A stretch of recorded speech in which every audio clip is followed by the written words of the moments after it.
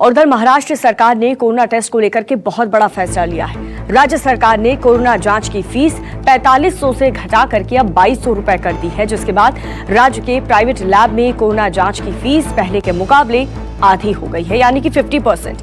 वहीं अगर घर से सैंपल लिया जाएगा तो 2800 रुपए देने होंगे, जो पहले 5200 रुपए देना पड़ता था। वहीं सरकार ने यह भी कहा कि अगर प्राइवेट लैब्स तय रकम से ज्यादा वसूलती है तो सख्त कार्रवाई की जाएगी। अब उम्मीद की जा रही है कि सरकार के इस फैसले के बाद राज्य में टेस्ट और भी ज्यादा होंगे।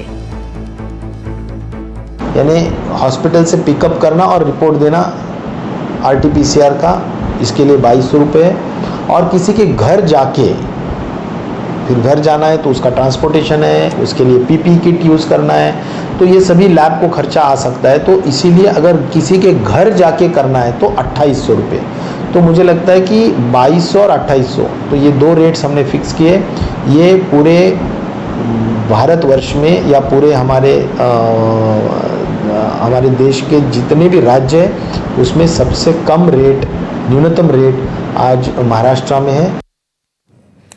तो दिल्ली के बाद अब महाराष्ट्र में भी कोरोना के कम टेस्ट पर घमासान शुरू हो गया है। महाराष्ट्र के पूर्व CM देवेंद्र फडणवीस ने उद्धव सरकार पर बड़ा आरोप लगाया।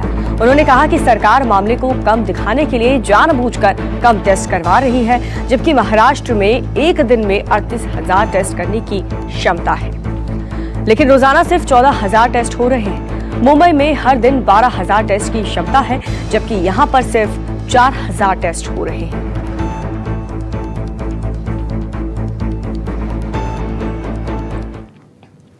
तो देश का सबसे ज्यादा प्रभावित राज्य जो है महाराष्ट्र ही है। कोरोना से कहर मचा रहा है महाराष्ट्र। अगर पिछले 24 घंटे की बात करें तो यहां पर राज्य में कोरोना के 3,427 नए केस सामने आए और 113 लोगों की मौत हुई है, जिसके बाद महाराष्ट्र में कोरोना मरीजों की संख्या 1,568,000 हो गई। अब तक 3,830 लोगों की मौत हो गई, जबकि 39,346 मरीज डिस्चार्ज हो चुके हैं।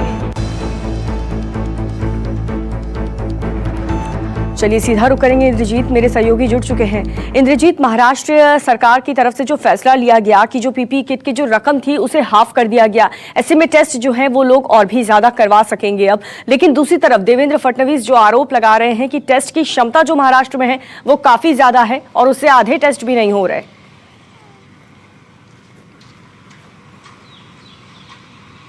जी बिल्कुल, जिस तरह से विपक्ष ने आरोप लगाया है कि जो महाराष्ट्र की टेस्टिंग क्षमता है उसके आधे टेस्ट हो रहे हैं, सरकार का इस पे कहना है कि जो प्राइवेट टेस्ट हो रहे थे, बहुत सारे ऐसे लोग थे जिनको कोरोना के लक्षण नहीं थे और जो पॉजिटिव नहीं भी दिखते थे उनको कहीं न कहीं इस तरह से पॉजिटिव दिखा दिया जाता था और प्राइवेट हॉस्पिटलों में एडमिट कर दिया जाता था। और कई जो प्राइवेट लैब हैं उस पर बैन लगाया हुआ है सरकार ने। अगर उन पे से बैन हटाया जाता है तो शायद ये क्षमता बढ़ सकती है, लेकिन उनका कहना है कि अगर इस तरह से सबको मनमाने तरीके से टेस्ट करने के लिए दे दिया जाएगा तो कहीं न कहीं इससे जो एक्चुअल पेशेंट है, जिनको कि बेड की ज़रूरत है, जिनको हॉस्पिटल में एडमिट करने की ज़रूरत है, उनको हॉस्पिटल नहीं मिल पाएंगे और प्राइवेट हॉस्पिटलों में जो पैसे वाले लोग हैं वो सबसे पहले आके भर जाएंगे।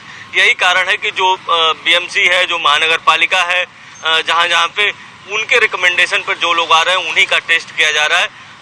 ये कारण है। उनका कहना है कि ये जो टेस्ट की क्षमता भले ही हमारी ज़्यादा है, लेकिन अभी भी जो हम टेस्ट कर रहे हैं, देश में सबसे ज़्यादा टेस्ट हम कर रहे हैं और कोई भी ऐसा नहीं मिलेगा जिसको टेस्ट की ज़रूरत है और उसका टेस्ट नहीं हुआ है।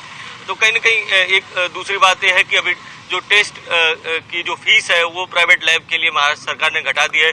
बिल्कुल देखना होगा कितने ज्यादा टेस्ट होते हैं और कितने आंकड़े निकल करके सामने आते हैं। बहुत बहुत शुक्रिया इंद्रजीत आपका इस जानकारी के लिए।